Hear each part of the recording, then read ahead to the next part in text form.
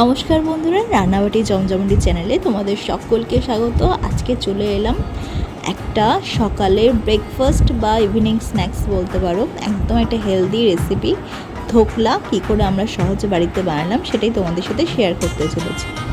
দেখো, প্রথমে আমরা বেসন নিয়ে নিয়েছি এবং সেটা একটা ছাঁকনির সাহায্যে ভালো করে ছেঁকে নিচ্ছি। এতে কি হয়, বেসনের মধ্যে যদি কোনো গুটলি পাকিয়ে থাকে তাহলে সেটা বেরিয়ে যাবে এবং বেসনটা বেশ ফুরফুরে হয়ে যায়। এতে ধোকলাটা বেশ ফুলে ওঠে, বেশ স্পঞ্জি হয়। বেসনটা চেলে নেওয়ার পর যে দানাগুলো রয়ে গেছে সেগুলো আমরা ফেলে দেবো। এখানে কিন্তু আমরা 1 কাপ বেসন নিয়েছি। চেলে নেওয়ার ফলে দেখতেই পাচ্ছ বেসনটা ভীষণ ফুরফুরে হয়ে গেছে। এবার এই বেসনের মধ্যে দিয়ে দিলাম সামান্য পরিমাণ চিনি এবং সামান্য পরিমাণে নুন। এরপর এই বেসন দেবো সামান্য পরিমাণ, খুব সামান্য পরিমাণ 1 চুটকির মতো হলুদ। এবার এই সমস্ত শুকনো উপকরণ ভালো করে মিশিয়ে নিচ্ছি, দেখতেই পাচ্ছ। এরপর এই ধোকলাটাকে একটু ফ্লেভার আনার জন্য দিয়ে দিচ্ছি সামান্য পরিমাণে হিং। তার সাথে দিয়ে দিচ্ছি 1/2 স্পুনের মতো আদা বাটা। আমাদের আদাটার সাথে একটু কাঁচা লঙ্কা বাটা ছিল, তাই আদা কাঁচা লঙ্কা পেস্ট দিয়ে দিচ্ছি। তোমরা চাইলে কিন্তু আদাটাও গ্রেট করেও দিতে পারো। তার সাথে দিয়ে দিচ্ছি খুব সামান্য পরিমাণে সাদা তেল, যাতে ধোকলাটা ড্রাই না লাগে। আবারও সব উপকরণ আমরা ভালো করে মিশিয়ে নিচ্ছি। এবার দিয়ে দিচ্ছি 1/2 লেবুর রস। এখানে চাইলে তোমরা একটা গোটা লেবুর রসও দিতে পারো।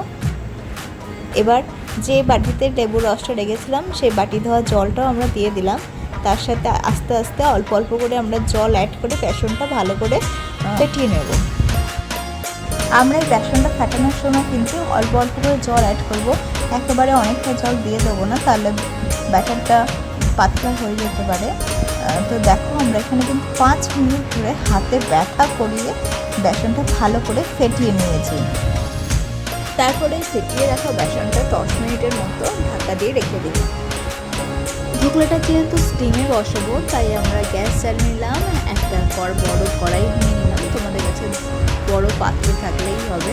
তো কড়াইয়ের উপর একটা স্ট্যান্ড দিয়ে দিলাম এবং সেই কড়াইটা জল দিয়ে ভর্তি করে ঢাকা দিয়ে 10 মিনিটের মতো ভালো করে গরম করে নিই বা জলটা ফুটিয়ে নিই। ওইদিকে জলটা গরম হতে থাক, ততক্ষণ আমরা যে পাত্রের মধ্যে ধোকলাটা বসাবো সেই পাত্রটা আগে রেডি করে নিয়েছি। দেখতে পাচ্ছি এখানে আমি একটা থালা নিয়ে নিয়েছি এবং সেই থালাটার মধ্যে একটু তেল মাখিয়ে নিয়েছি, যাতে ধোকলাটা ইজিলি বেরিয়ে আসতে পারে। এদিকে আমাদের থালাতে তেল মাখানো হয়েও গেছে, আর এদিকে বেসনটা ঢাকা দিয়ে রাখা 10 মিনিটও হয়ে গেছে। এবার 10 মিনিট পর ঢাকনা খুলে আমরা 1 প্যাকেট ইনো ঢেলে নেব। ইনোটা দেওয়ার পর কয়েক সেকেন্ড আমরা জাস্ট একটু হালকা করে বিট করে নেব। তারপরে দেখতে পাবে বেসনটা কিন্তু বেশ ফ্লাফি হয়ে উঠেছে আস্তে আস্তে, এবং বেশি ওয়েট করব না এবং বেশি বিট করব না। দেখো, একদম ক্রিমি হয়ে গেছে বেসনটা, তোমরা দেখেই বুঝতে পারছো। এবার আস্তে আস্তে থালার মধ্যে আমরা ঢেলে নিলাম। এদিকে আমাদের কড়াইয়ের জল খুব ভালোভাবে ফুটে উঠেছে। এবার আস্তে আস্তে খুব সাবধানের সহিত এই ধোকলার পাত্রটা আমরা কড়াইয়ের মধ্যে দিয়ে দিলাম। তার সাথে ঢাকা দিয়ে আমরা লো টু মিডিয়াম ফ্লেমে 20 থেকে 25 মিনিটের মতো অপেক্ষা করবো। তার আগে কিন্তু আমরা ঢাকনা খুলবো না। এবার দেখো, 20 থেকে 25 মিনিট পর আমরা ঢাকনা খুলে তোমাদেরকে দেখাচ্ছি।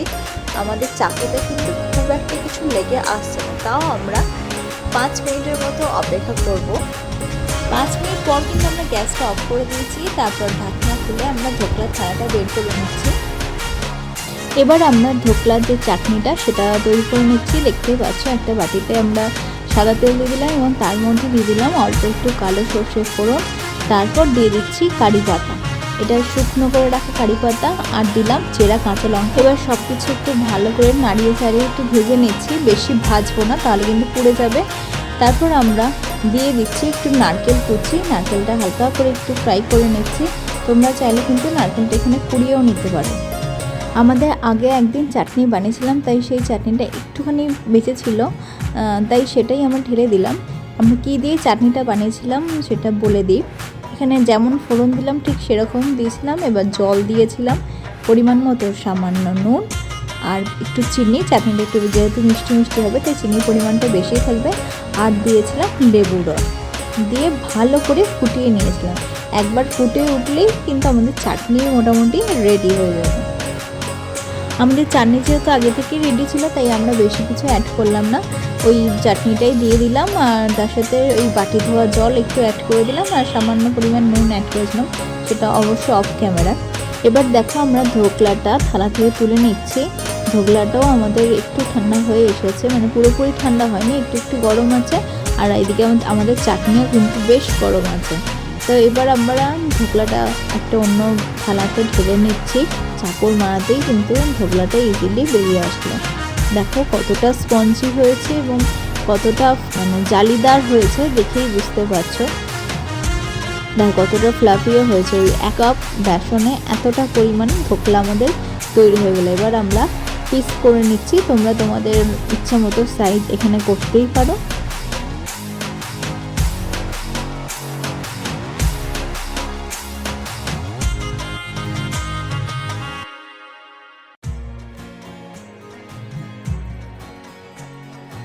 দেখো তোমাদের এক পিস ধোকলা তুলে দেখাচ্ছি কতটা স্পঞ্জি হয়েছে এবং কতটা জালিদার হয়েছে, একদম লাগছে না দোকানের মতো। তোমরা চাইলে দোকানের মতো ধোকলা বানানোর জন্য আরেকটু সামান্য পরিমাণ হলুদ কিন্তু অ্যাড করতে পারো। আমি এখানে বেশি হলুদ দিইনি, কারণ হচ্ছে ইনো দেওয়ার ফলে ওই হলুদে রিয়াক্ট করে একটা ব্রাউন কালার চলে আসে। দেখো আমরা এখানে মাঝখানে সলিড পিসগুলো আর সাইডের পিসগুলো দুটো আলাদা করে নিচ্ছি। তোমরা চাইলে কিন্তু সবই খেতে পারো, এমন নয় যে সাইডের পিসগুলো খাওয়া যাবে না, এটা দেখতে যেতে ভালো লাগে তাই আমি মাঝখানে পিস করে নিয়েছি। এবার আমরা ওপর থেকে ওই চাটনিটা ছড়িয়ে নিচ্ছি, কারণ ধোকলাটা তো খুব একটা টেস্টি কিছু না, ওটার উপর চাটনিটা ছড়িয়েই বেশ খেতে বেশি ভালো লাগে। দেখো যেহেতু আমি ধোকলাটা একটু একটু গরম আছে আর চাটনিটাও আমাদের একটু একটু গরম আছে, এই অবস্থাতেই আমি চাটনিটা কিন্তু ধোকলার উপর ছড়িয়ে দিচ্ছি, তাহলে ধোকলাটা খুব তাড়াতাড়ি চাটনিটাকে অ্যাবজর্ব করে নেবেন। তোমরা চাইলে এই ধোকলাটার ওপর চাটনিটা ছড়িয়ে ফ্রিজের মধ্যে কিছুক্ষণ রাখতে পারো বা ইনস্ট্যান্ট চাটনি ঢেলে তোমরা কিন্তু খেতে পারো, এতে কিন্তু খুব ভালো লাগবে খেতে। এইভাবেই তোমরা বাড়িতে দোকানের মতো ধোকলা বানাও এবং আমাদের কমেন্ট করে জানিয়ে তোমাদের এই ধোকলার রেসিপিটা ঠিক কতটা ভালো লেগেছে। চলো টাটা, আবার দেখাই করেন অন্য নতুন রান্নার সাথে।